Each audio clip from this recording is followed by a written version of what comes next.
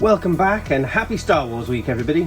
Today we're going to be checking out the brand new limited edition Cal Kestis staff, or kestis-Junda saber staff, if we're going to be more accurate. This is the Legacy Lightsaber edition released by Disney. We're going to take a look at the pros and the cons, but also consider whether Disney have told some little porcupines ahead of this coming out. This has just been released at Galaxy's Edge. For those of you who were fortunate enough to get to Galaxy's Edge, I hope you had a brilliant time.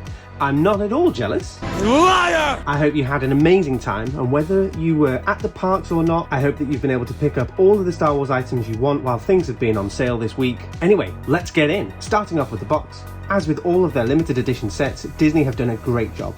This saber comes in a beautiful pine box decorated with a Jedi crest in the style of Jedi Fallen Order, and then along the side in Arabesh, we have trust only in the Force. It's a really nice bit of detail here. This saber looks absolutely stunning. It's massive, but the attention to detail on this is absolutely awesome. Out of the box, this is just as massive, and to be honest, I'm probably going to struggle to keep this on camera in its entirety. I'll start off on this side. One end has the Cere-Junda lightsaber hilt, which Disney have actually done really well here. It's huge. This is girthy, to say the least.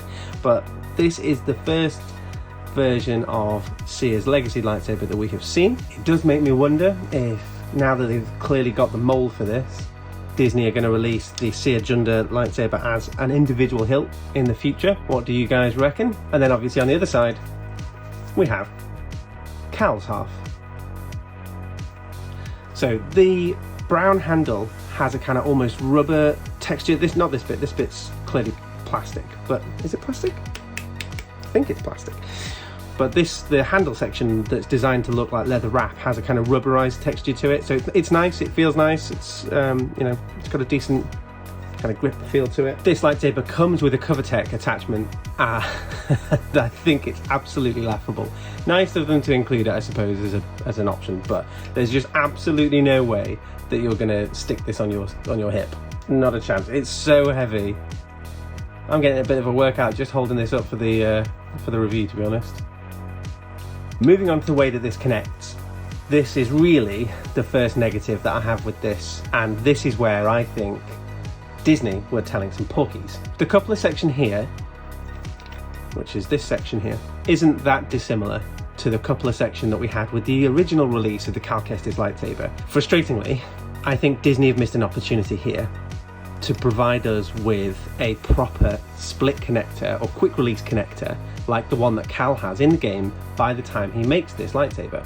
I mean, who knows, maybe Disney have plans to make that kind of connector in the future and sell it as separate scrap parts. Certainly it would make sense for them to do it for this type of saber, but even for the Savvy's Workshop lightsabers, I know they've just released a coupler for those which will allow you to turn two of your Savvy sabers into a double-bladed lightsaber. So maybe it's in the pipeline, who knows, maybe they're just trying to get the tech down, but it feels like a bit of a shame. But the skeptic in me feels like the reason they haven't included a connector like that is because it's a way for them to make more money.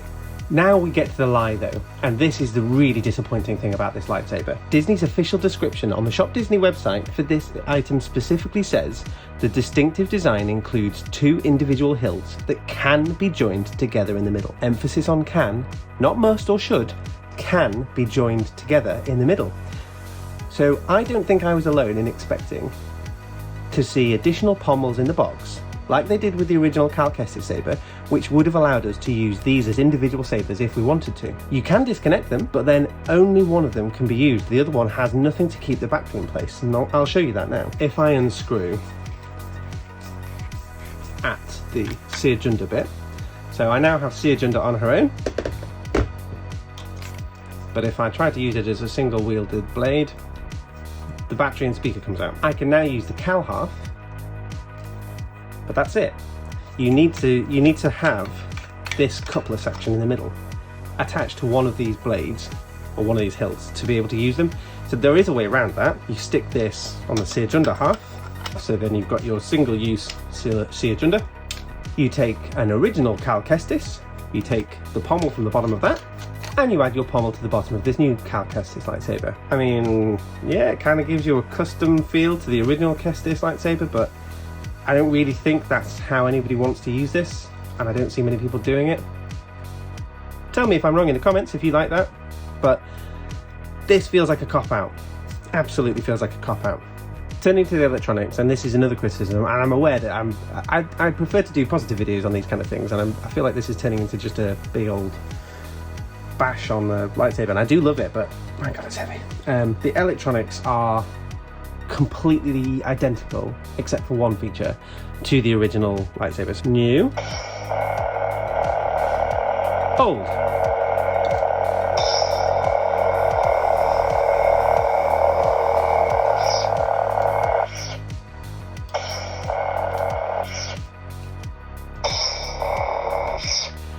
Literally no change whatsoever. In terms of the motion sensitivity, there's also no change. So here's the old.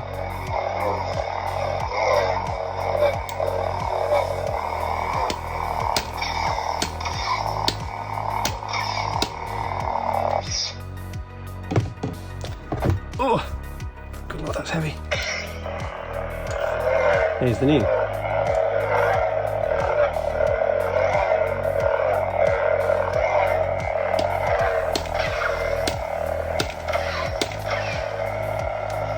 It feels like a missed opportunity for Disney because they have definitely done improvements to their electronic line.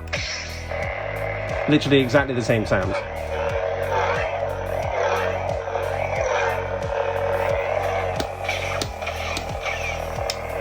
We have a special button here and a special button here. So you hold these down for 5 seconds and the colour of the blade changes. So it will cycle through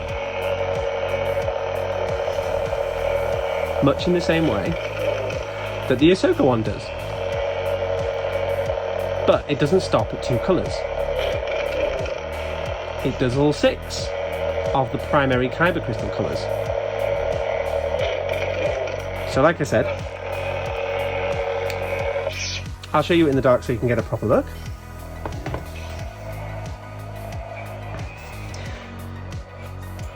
And let's be honest, this is the real sell for this saber. The fact that Disney have included the ability to change the colour of the blades all at will, just by using an extra button, is something that a lot of people got very excited for. And I know it's something that comes as standard on NeoPixel, but there you go. Holding the button for 5 seconds allows you to cycle through the colours. So you've got blue, green, purple, red, yellow, and white, which I'm pretty sure are the core kyber colours. You can do it independently as well, so one hilt can be blue, one hilt can be green, etc. That's a nice function. It is similar to the colour change functionality from the Ahsoka Clone Wars Legacy hilts, but the difference on those was there was a change in the ignition sound effects and the lightsaber hum on the Ahsoka ones, and that's little things like that would have been a nice little touch on the Cal saber to get a slightly different ignition with each colour. I can't imagine it would have taken much from a computing point of view and a memory point of view. I'm not a scientist, so I don't know. But it's a very enjoyable feature. This is the first and currently the only lightsaber in the Legacy line that can do this amount of changes and has this degree of, I suppose, customizability. And if you're a Cal Kestis fan and a Jedi Fallen Order fan, I don't see how you're not going to want to pick up one of these. So, I think I've pretty much covered off everything there, guys.